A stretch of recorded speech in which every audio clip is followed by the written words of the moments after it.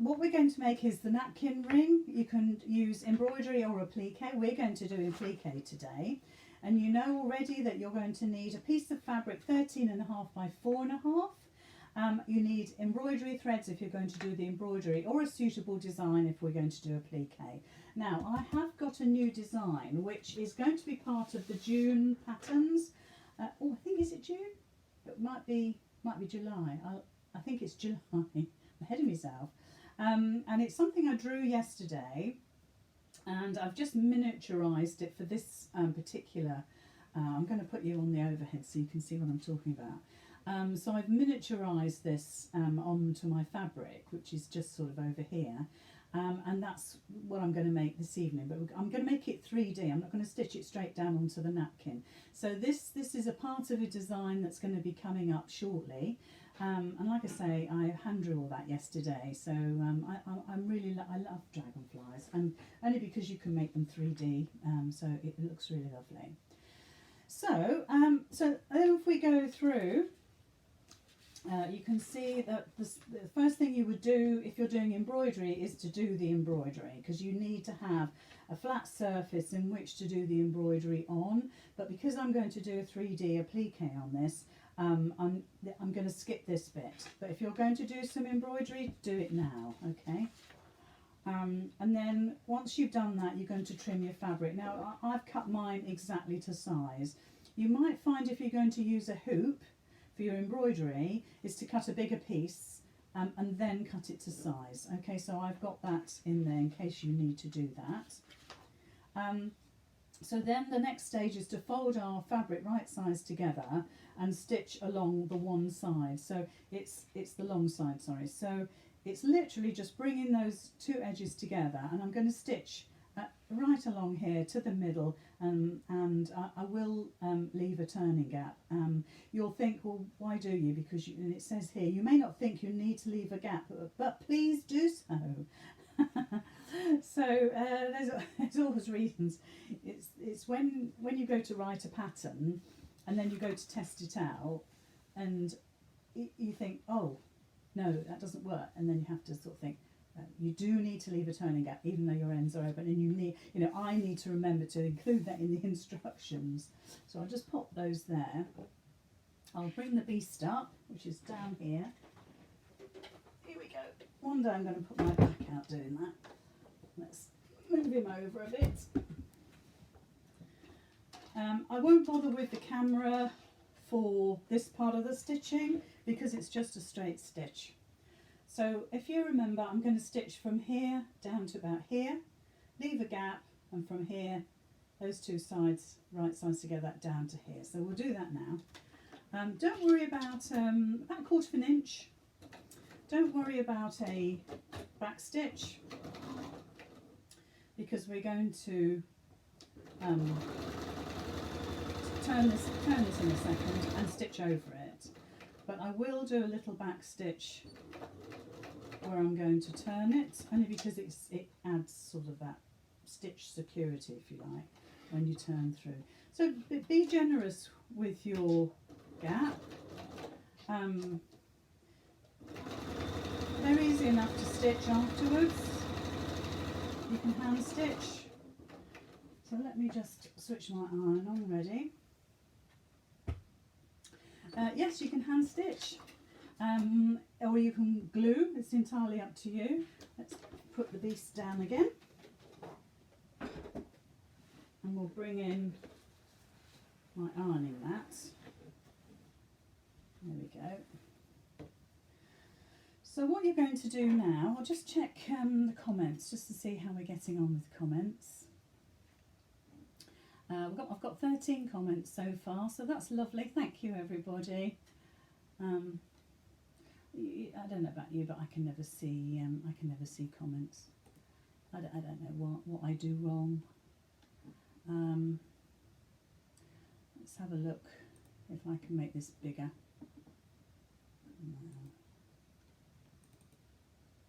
Oh, that's fine. We'll just leave it as it is. I'll try and pick up things as I go along. So I'm just trimming my threads there. So now all I've got to do is open this up. So I'll put the overhead on so we can see this. And I'll just bring that in so you can see. Let's push it over here so you can see. So there we are. So I've stitched across here. It doesn't matter that gap's not in the middle. So I'm going to open this up so the seam is in the middle, and I'm just going to open that seam up. Okay, so what all that means is that the napkin ring is going to be, it's going to sit nicely because you haven't got a seam going one way or another. So let me just turn it so I can see. I'm going to pop that into the middle. And like I said to you, we're going to stitch these ends in a minute, so don't worry about the fact that we've got 3 turning gaps at the minute, haven't we? But you will need that because the next part is to make the little V, the little sort of V shapes at the end of the napkin ring. So let's just get that done. So that's gorgeous, isn't it? It does make a difference using a decent mat. So the next thing to do is to actually mark, and I'll just bring the instructions in. And what it says in the instructions is fold your fabric so the seam is open flat and mark down 1 inch from the centre to the outside folds. This will create a finished pointed end to your project. Stitch along the dotted line, trim and turn through. So that's what we're aiming for here, okay? So I'm going to measure 1 inch up to here, and I'm going to draw that line, and I'm going to stitch 1/4 of an inch away from it. Okay. So, and if you don't have a heat erasable pen or anything like that, I shouldn't worry about it at all. So just go down to your point.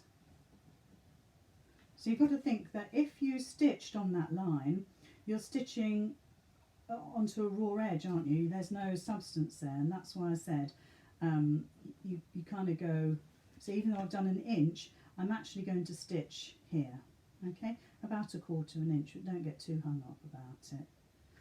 Okay, so I think we get that fine, don't we?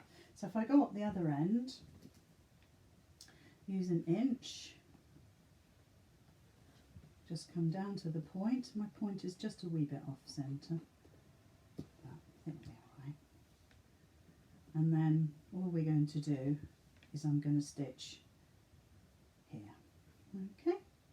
I mean, if you wanted to mark up it's about 1 1/4. Do that if you like. But that's how I wrote it, and that's how it is. So I'm just going to bring the machine up again, and let's turn that down a little bit. So again, oh gosh, I have to think of another way of doing that. So I'm just literally going to stitch my ends now. So you see, if you had done embroidery, and as you were turning this through, you'd actually be finished, because this would be the last bit. But because we're doing some applique 3D, I wanted to finish this first. We'll do the buttonhole in a little while. Well, I suppose we could do it now actually. So we've got to turn it through.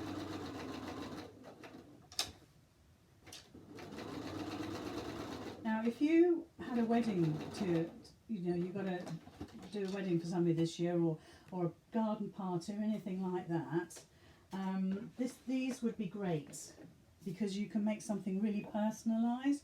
For instance, you could put a monogram on the front, or if it was a particular reason for, let's say, a barbecue or something like that, then like I say, you could monogram all these and make them really personal. So I'm just trimming my ends, and when I get to my point, I'm just going to go straight across. If you want to use pinking shears, then you use pinking shears, because that's quite a nice way to get rid of your bulk. And just across again. And ideally, you'll cut these threads. Now, not often I'm that neat, but with a linen look fabric, and once you've pressed it and made it really lovely, it might be that you'll see those threads. Now I just need my pokey tool, which is, I think, over there. Yep. They're never quite where you want them to be. You're lucky I've got my buttonhole foot ready. I've got my free motion embroidery foot ready. Tell ya. My John put my new lights up today. I don't know if it's making any difference. But we've bought new lights. Try and help. It's a bit bulky there.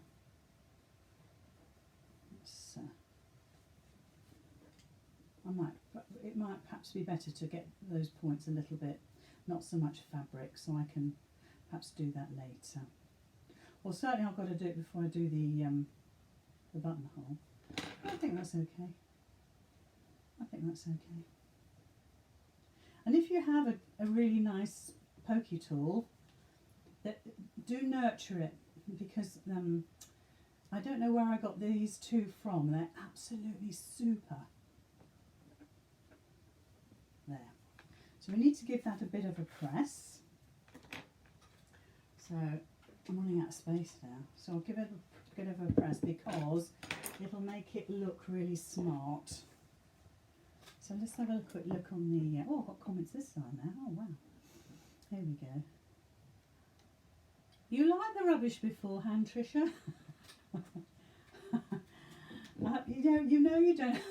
You know you don't have any choice. Oh dear.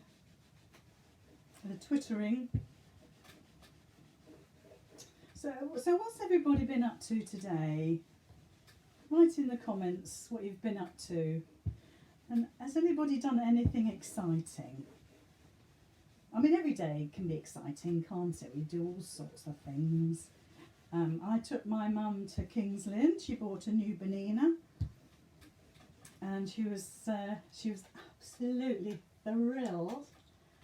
And I know this sounds a bit weird, but she actually gave me 2 bananas in exchange, because I bought the machine that she got today because that was all part of the deal, but then she gave me the balance. Oh, don't ask me the mathematics. Right, buttonhole. Let's do the buttonhole. So, if we have a quick look on the overhead again, here we go.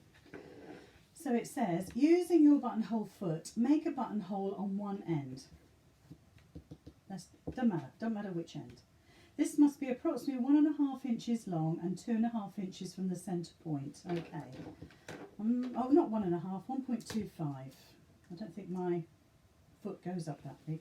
So 2.5 inches from the end. Like I say, if you got rid of some of this fabric here, that would be a little bit more pointy, but we'll be all right. So 2.5 inches there. That's probably about in the middle, isn't it? So we've got a 2-inch strap. So if you think about it, if we started off with 4.5, we've taken 1/4 inch off both seams, so now we're left with 4 inches. Both sides 2 inches, isn't it? Does that make sense to you guys? So we'll do 1/2 inch here, 1/2 inch there, and then we'll guess a bit. So we're going to do a buttonhole, and I have to say I always draw my buttonholes on, because if your machine starts to slightly go off, you've got a line to go by, so actually it's quite a good thing. Now I think I would want to bring that in just a wee bit, so I'm going to start there and I'm going to finish there, okay? Now, setting up your own machines for buttonholes are always going to be different to other people's, okay? Well, unless you've got the same make of machine. And my machine is a banana, and it has its own type of foot. So I'm going to bring another camera in here in a sec so you can see what I'm doing. But the principles are pretty much the same. Pretty much you're going to have a 4-step buttonhole, aren't you, on your machine? Either an automatic one or a manual one where you turn a dial. But you'll also have a buttonhole foot. It's nothing to be frightened of. Some buttonhole feet have a place where you put the button in the back, and that measures the distance, or the length, if you like, of the buttonhole. And it's great because the machine automatically knows if the button is in the back and it's that size, that's the size buttonhole it does. Super clever. You don't have to do anything, no thinking involved. With the Bernina, we go by a little red guide that's here, and depending on where that red guide is will depend on where the buttonhole stops at the end. So like I say, they're all different, but they're nothing to be anxious about. So I'm just going to get the right bit. I'm just going to drop that in there.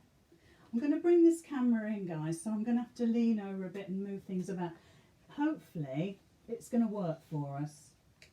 You'll see the back, so you'll see, I don't know what you're going to see, right old view, but we'll get this in position. There we go. Look, you're still wriggling on me. There we go. And hopefully, now I tried to zoom in before with this and it wasn't having any of it, so we'll have to just leave it like that. It's not a bad view. And there's my foot there, there's my buttonhole foot. So we'll just go ahead and do this buttonhole. I'm not sure, is it, I wonder if it's better if you can see it that way. I'm not sure it makes a lot of difference, does it? I can't zoom in on this one. I don't know why. There's always one I can't zoom in on, and that's this one. So I'm just going to change my machine to set up for a buttonhole. And like I say, everybody's different with their machines. I've marked it so you can see where I'm going to stop and start. So I'm just going to pop this under my machine, and I'm just going to kind of eyeball it to make sure that I'm not going to overstep my mark. So let's have a little look. So if I start there, I finish there. So I've moved my little red thingy so it knows where to stop. So it'll automatically do the little stitches down the side, and I don't have to do anything. What I like to do almost straight away is to cut my thread, otherwise it trails all the way. So what I'm going to do is follow that line going down. If it's going over that seam in the middle, if it feels a bit tight, I'll just give it a little push, but not enough to destroy the buttonhole. So it's just coming up to that red bar now, and it will automatically come back. I mean, I'm not touching it. Like I say, this is because of the machine I've got. And like I say, yours will be different, but it will do just the same sort of job. So we're just coming down the other side now. And like I say, if it gets a bit stuck on that seam, just give it a little push, not much. And then as it gets to the end, it sees the red marker and it goes across, and then it will stop. There we go. So all I have to do is take it out. Pretty much I'm happy. I'll show you what that looks like. So there we go. So it's not a bad job. It hasn't quite gone the length I wanted, but you know what? It's only the tail of the other end of the napkin that's going to go through, so it's not crucial. So I'm just going to take my foot off. The next thing we're going to do is some free motion. So I'm going to put my free motion foot on, but I'll come back to the other camera in just a moment. So let's just get this all out of the way, and I'll move this. Otherwise it's such a funny view, because you'll see it, and it's a bit odd, isn't it? It's camera in camera. Right, so let's go on the overhead. Here we go. So that's what I've just done. Excuse me. And I'm just going to trim my ends. It's made a lovely neat job of it. I'm going to just put my iron on. It should be nice and hot, but we'll put it on anyway. And I'm just going to use my seam unripper to rip the hole in this, okay? But what I want you to do is go from just after the bar tack this end into the centre, turn, and then come the other way. So hopefully, if this is a nice sharp seam ripper, it'll go in,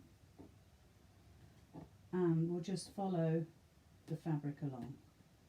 There we go. It's not the sharpest one. I think it's a really cheap one. If the best one I've got is my Bernina one, and of course I can't find it anywhere.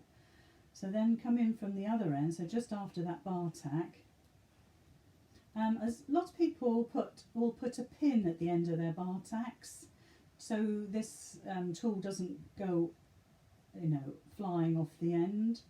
I'm just going to snip that bit. These are not very good seam rippers. But I'm not that keen on pins, whichever way you use them. So look, there we go. A little bit of trimming. You'll always do that, pretty much. I don't know any occasion when I haven't done. Just a little bit of a trim. And you see where we've got the black of the erasable pen. We'll just get that off now. I'm just using my mat to prop my camera, so let's just move that back in. So just to make it nice and tidy, we'll take that away. There. So that's lovely and tidy now. Can you see? There's no black mark. So do use an erasable pen of some sort, and I would probably use an air erasable or a heat erasable, not a wash away, because we're not going to wash this. It will probably never get washed because of the applique. It's going to be so fine. Okay, so we've got a lovely buttonhole there, and once we've finished our design, then the other end gets popped through, and that's how it looks when it's done. But we're going to put a dragonfly on this. Okay, so it's, as you can see, it's a lovely nice quick way to make a napkin ring. So what we're going to do now is some free motion embroidery. Now I really would like you to have a go at this. If you've never done it before, it's really lovely. It's a great way of creating something quite delicate, if you want, or quite intense. If any of you have seen the 1 or 2 videos that I've put on my Sew with Lizzie page from Amanda Hartland, she does the most amazing free motion pictures, and the amount of hours and work that goes into these pictures is phenomenal. I'm not suggesting for a minute we do that, but we can do it in our own way. So if we go on the overhead again, so here we go. Now I've got a couple of things here. Now you don't have to do any of what I'm doing. You can do it any way you like. But what I suggest you do is that you always stabilise your fabric. So I've got 3 pieces of fabric here. I've already pre-drawn the wings of the dragonfly and the body, which I might do a bit bigger, but anyway. And I'm going to free motion around all of these to give them an outline. And then I'm going to do a little bit of machine work in here, and then I'm going to cut them out. This stuff here is a special, it's a special film for holding things in a frame, or things like this where it's free motion work. This is actually loose. This is not attached to this at all, but you could if you wanted to. But this actually melts away with the iron. So once all it's doing is holding my fabrics in this frame, and that's I thought would be the best thing to do. But you could use some really, like a muslin, and put your fabrics onto a muslin, and then you can just snip that away at the back of the dragonfly. So there's lots of different ways of doing this, and it's a case of experimenting and just enjoying it. So I'm going to bring my machine in again. Now let's go to the front so it's a little bit more interesting, just for a minute. I'm going to change my thread. I've already got my foot on, and I'll bring that other camera in a minute. I've got a variegated thread, and I've got some gold. So depending on time, because I don't want to spend your precious evenings doing slow work. Well, this won't be slow, but I don't want to muck about. But if I do a little bit of the gold, it will make quite a difference to how the dragonfly will look. And before I stitch it on, it's the only time I can do it, basically. And when I go to stitch it on, I'll just run it under the machine and just catch part of the body somewhere. It's stabilised, the fabric and everything is stabilised really well. So I've got the fabric attached to a piece of H250, you know, my very useful Vaseline. and so it's quite sturdy, quite strong. Right, so you're going to drop your feed dogs. I'll just put it back to regular stitching. Not that the stitch length doesn't mean anything, but you need to. We were on the buttonhole, weren't we? So now I've taken the buttonhole off. We're back to our just regular stitch, which is how you would set it up. But I've gone feed dogs down. Okay. So I'm going to bring my camera over. Now, I'm sorry you'll see the back of this for a moment, but I think it's quite a good angle. So let me know. I'm going to just stabilise it so we've got it nice and straight. And I am hoping that you're going to be able to see a fair bit of what I do. This is all about learning, isn't it? So look, I've got my fabric in here. I'm going to pop the hoop. I like it in a hoop because it holds it nice and I've got something to hold on to. So if you can see, I've got my shapes drawn on here with my heat erasable pen. So the first thing I'm going to do is actually run around all of those shapes and make it so we're almost giving it a border. So foot down and away we go. So I'm going to try and keep my hands out of the way. The first thing I'm going to do, as usual, is just to cut that thread off. Otherwise we end up like a trailing bird's nest everywhere. So here we go. A little bit of free motion. So all I'm doing is following my lines around the wings. I'm just taking my time. I really would like it if you tried to do this. I know Tricia does a lot of free motion, and it's just a great thing to do. So all I'm doing is kind of building up a wall, so I've got something to cut against. With the variegated thread, it just looks really super pretty. So now you've got to think about the fact that this is the wings. So I'm now going to almost do what I would do with leaves and just kind of do just a little bit of stitching to make it just a little bit different. And then we'll come back up to the tip of the wings here, and what I might do is some circular sort of embroidery, if you like, and come back up. And as the colour of the thread changes, then you can add those colours into your stitching. So I won't do too much. So I've done one wing already, and hopefully you'll be able to see that as we go around.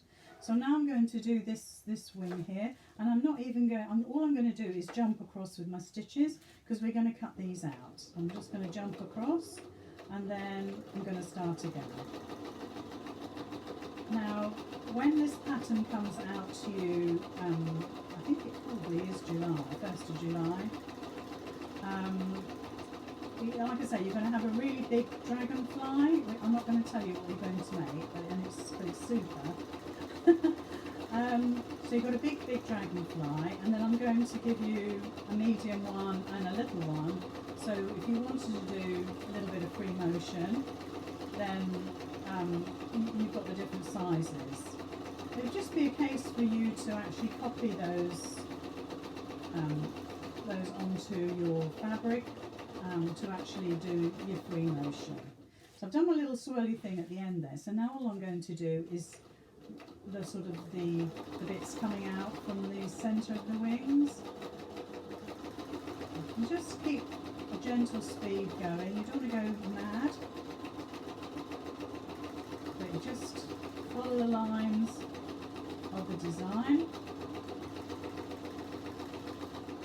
And do as much as or as little as you want. Can I just say that once you start doing this, you'll want to do tons more. Okay, so that's enough for me. I've done the two wings. They'll look amazing when they come out. I'm going to put a bit of gold on as well. So now I'm going to hop across to, so those are the top wings either side.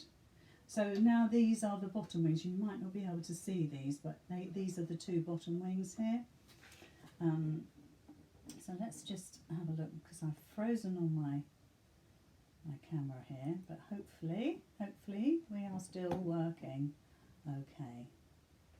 It still says we're live, so we'll see.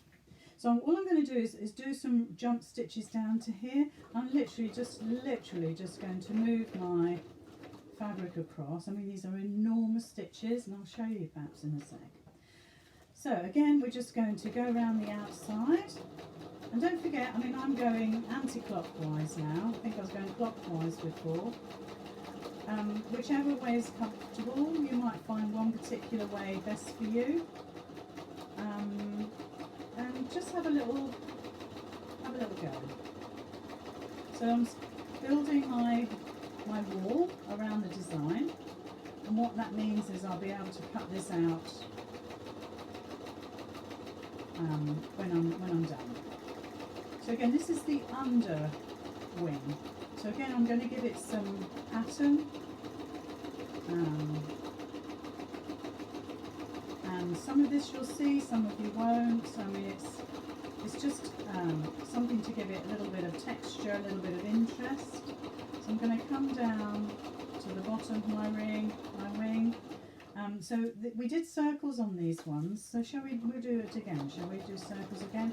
So it's just a case of swirling your fabric around, and we've got those swirls on the end of the wings there. So I'm just going to hop across to the other one. This time I'll go no, clockwise. This is, doesn't matter. I don't seem to have a favourite. Like I say, follow the design that you've drawn. So this could be a flower. Don't forget, this I'm doing a dragonfly, but you could do a flower, and these could be the petals.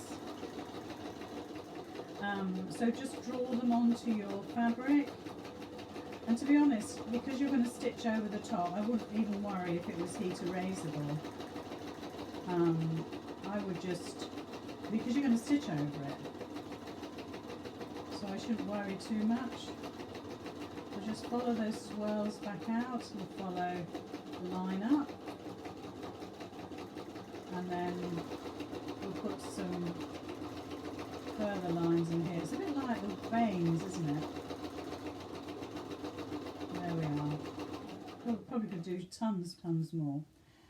So let's just see if I can click on my picture here, and it's just not working. It's all frozen. I'm hoping I'm still live. It says I am.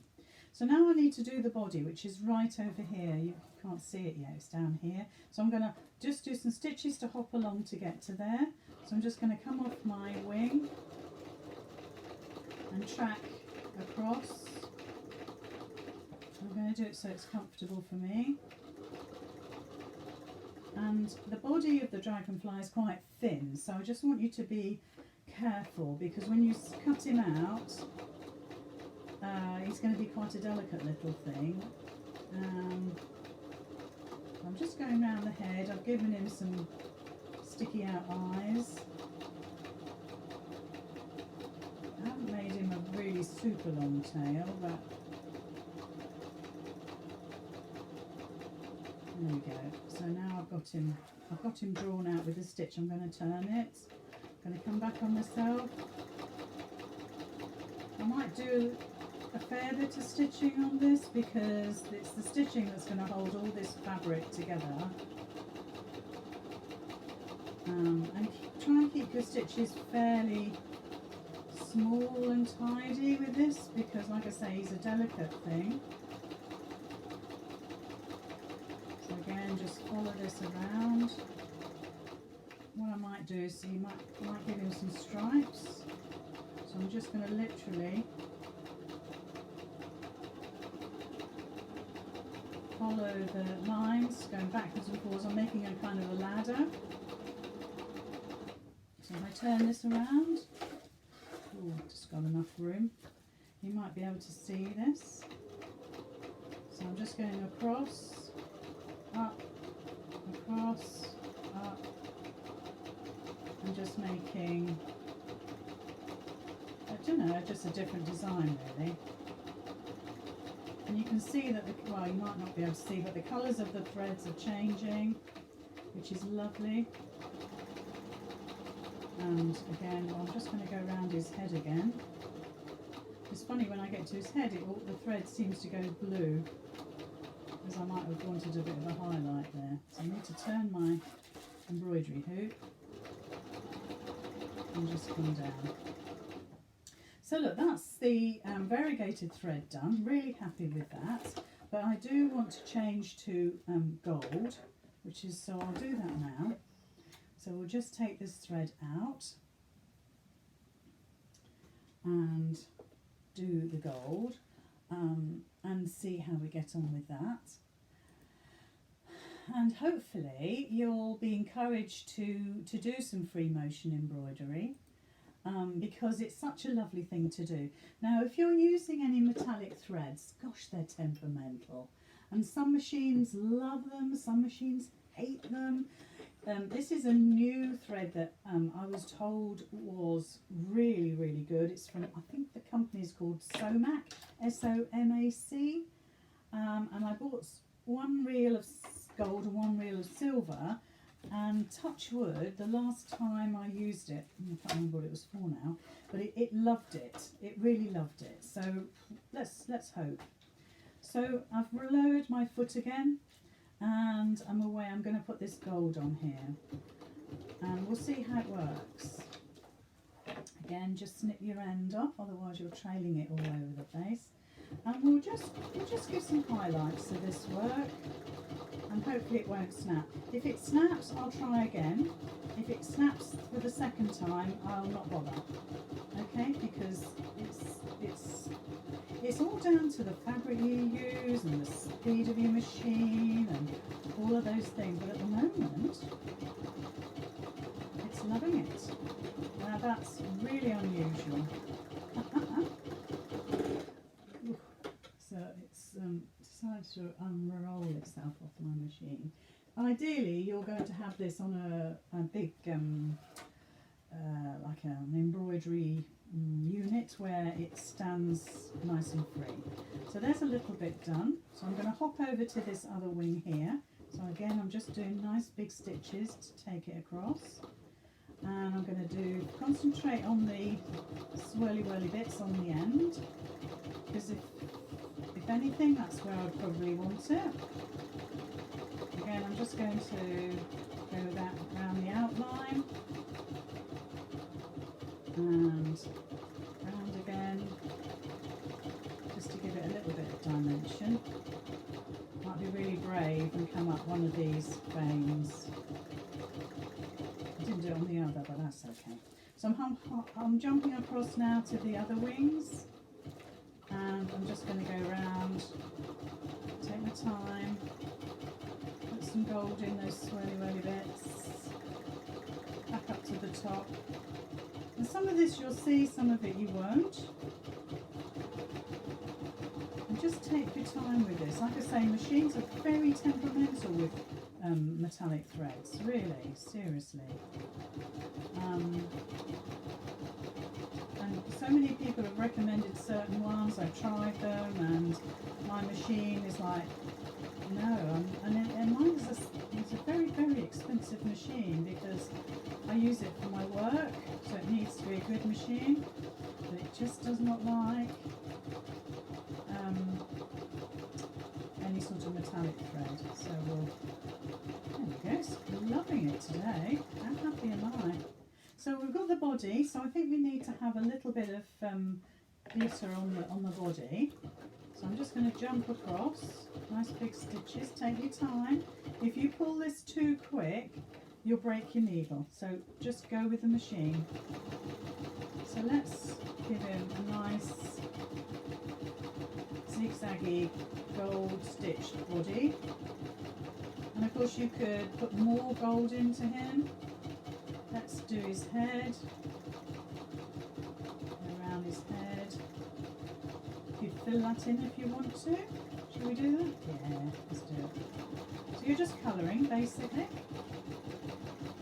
So you're coming down again, and you could, oops, I nearly went off there. You just come down your ladder. Doesn't matter, you don't have to do every single step that we did before.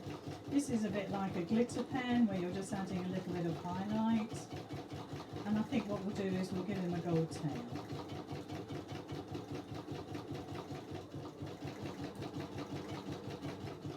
Loving it. That really loves that gold thread. So I think it's called, or the company is called Somac.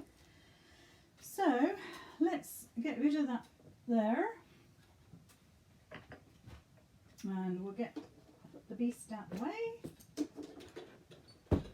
Oops, gosh, I'll turn it off because I've just pressed all sorts of buttons. So I'll just get my mat in. Oops. Now the reason why I always use variegated thread is because it gives it a lot of interest. It'll give darkness and lightness and shade and all of these sort of things, which would be hard to do with a solid thread. You could of course use all sorts of different coloured threads, and you'd have to undo them from the machine and re-thread all the time. So that's not always, let me just rip this away. She says, I'm looking for my big scissors and of course can't find them. I'll just get rid of some of this.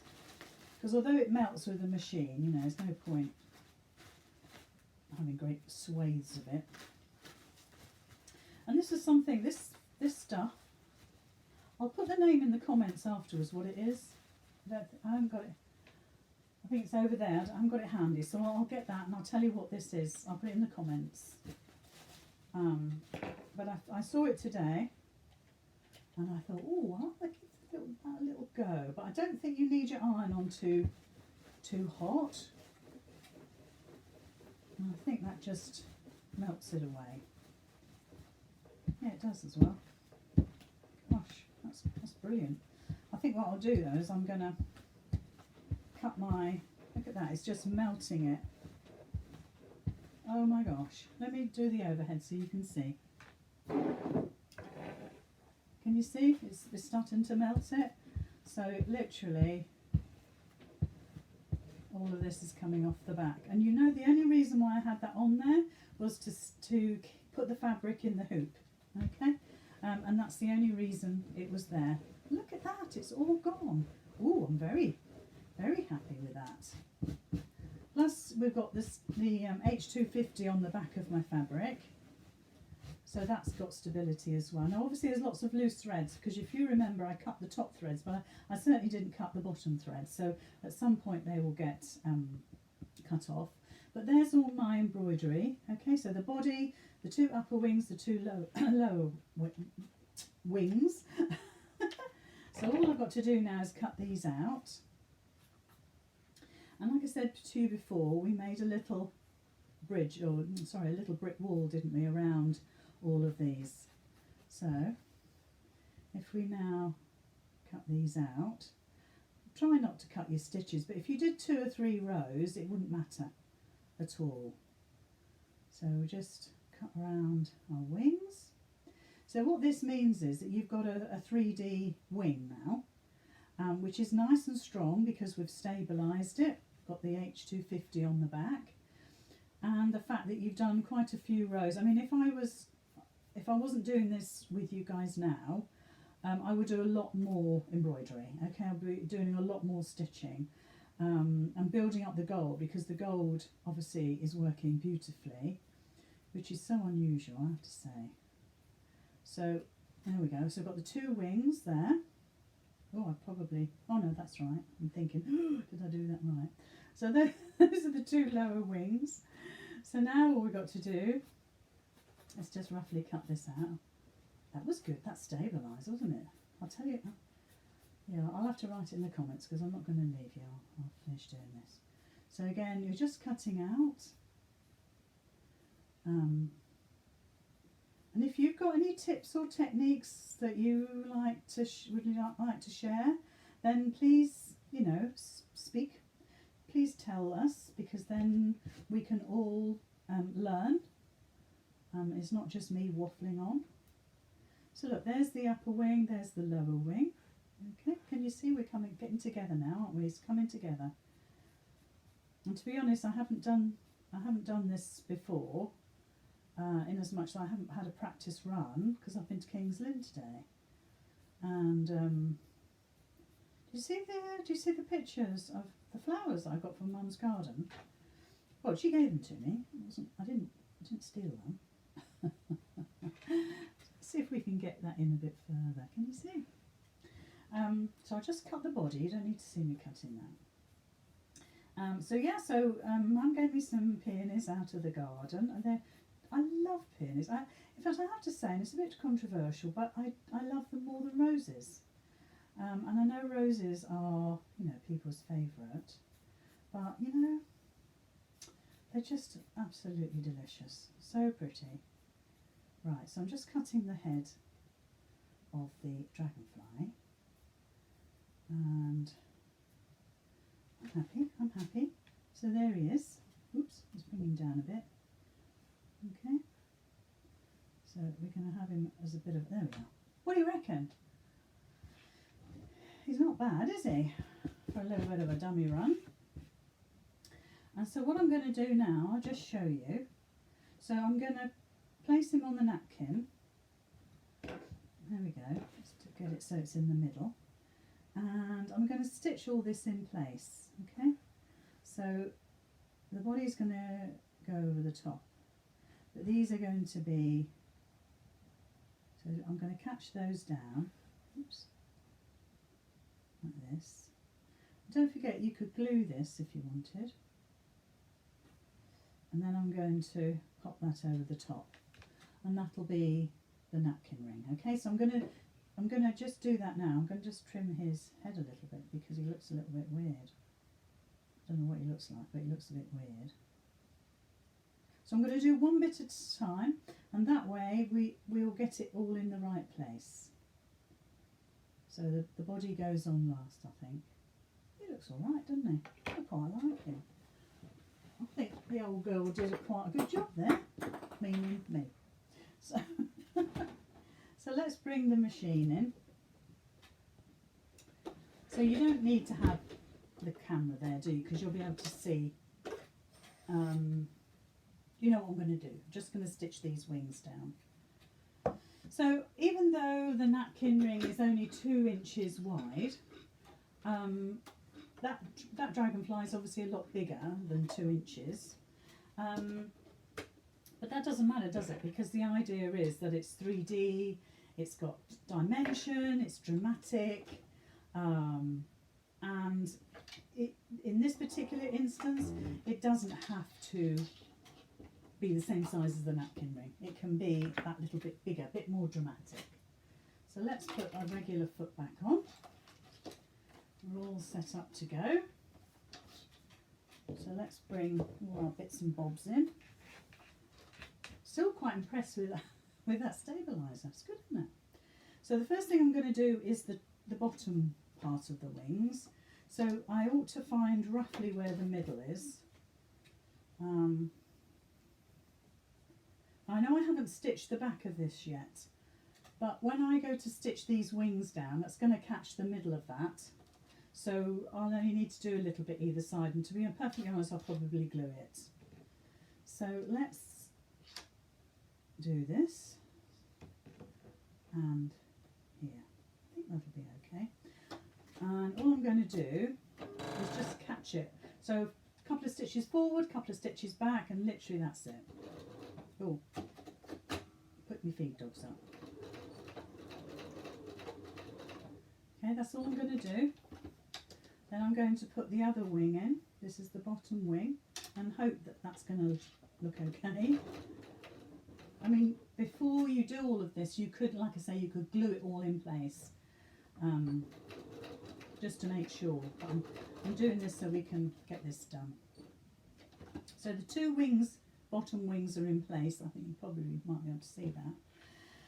And then I'm going to bring the top wing in. So I'll do this one first on the left hand side, and I'm just going to put it over the top. So, you know, even though, you know, we've been chatting now for nearly an hour, I've made the whole thing, apart from cutting out the pieces, which I did obviously beforehand. I've made the whole thing. So it's not too daunting a task, I don't think. And before the pattern goes into the shop, you need to have downloaded it Let me cut this thread off and start again from the top. You need to have downloaded it, get it into your documents wherever you keep a PDF, because on the 1st of June you will be paying you pay £2.50 each pattern. So let's not go down that road, huh?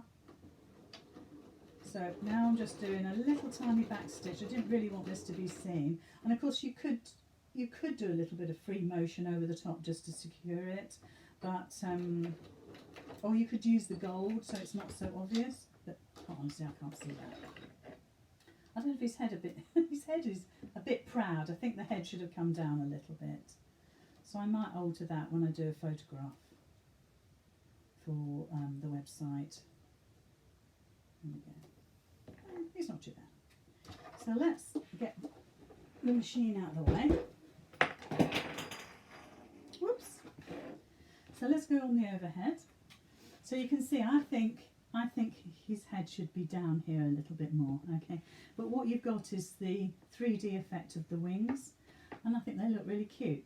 And of course you can get your flat irons, and you can actually curl these with your hair straighteners. You could actually curl these and make them a little bit more 3D, but I quite like that. See how that gold thread is just sort of picked up. I don't know if you can see it. It's always difficult for me to see if you can see that properly, but the gold thread is really working very well. I'm very pleased with that. So then all you're going to do, let me come out just a wee bit. So we've done the buttonhole here, and you saw me put that through before, in as much that, hold on, let's just get rid of that thread. I've got a few loose threads there, so let's just get rid of those. There we go.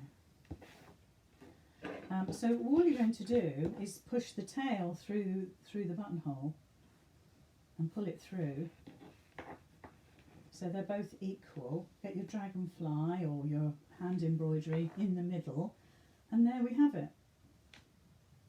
I think that's absolutely lovely. Let me just bring it in so you can see. There we go. I'm really happy with that. I hope you are as well, because it's a really lovely technique. Yes, the gold really works. Oh, Joan, how lovely to speak to you. The gold really works to make the wings look quite like a dragonfly in the sunlight. You're right. Oh, Prim Wonder tape is good for closing gaps and putting in zips. Absolutely, Tricia, absolutely. So there we are. So there's our tutorial for the napkin ring. And I think, you know what, although it's such a simple thing to make, the actual end result is actually, in my opinion, it could be spectacular. And although I've designed it, because it is my design, because I've designed it as a napkin ring, there's no reason why it can't be used for something else. I can't think what. Maybe it could go around the front of a candle. Oh, genius. Why didn't I think of that before? So, so because you can tighten this at the back, you can loosen it and tighten it. Actually, that would look amazing on a candle, wouldn't it? Ah, good idea. I'll tell you what else I was going to do, and I might still do that, is to use my Sashiko machine to actually do a lovely running stitch all the way around, just a little bit more decoration. But in its simplest form, I think that's absolutely lovely. I'm really pleased with it. That'll sit on my coffee table for a couple of days while I sit back and admire it. Get feedback from John. And yeah, so there we are. So I hope you've enjoyed this tutorial. I'm going to get my John to make it into a proper video, and I'll put it up on the members page. So do visit that from time to time, because things do get added. Perhaps you don't know that, but things do get added and taken away and moved about and all sorts. So it's always worth having a little peek. So there we are, we're just over the hour. So thank you so much for joining me this evening. I hope you have a lovely rest of your day or evening, wherever you live in the world. And I hope you enjoyed the tutorial of the napkin ring with the applique butterfly in 3D.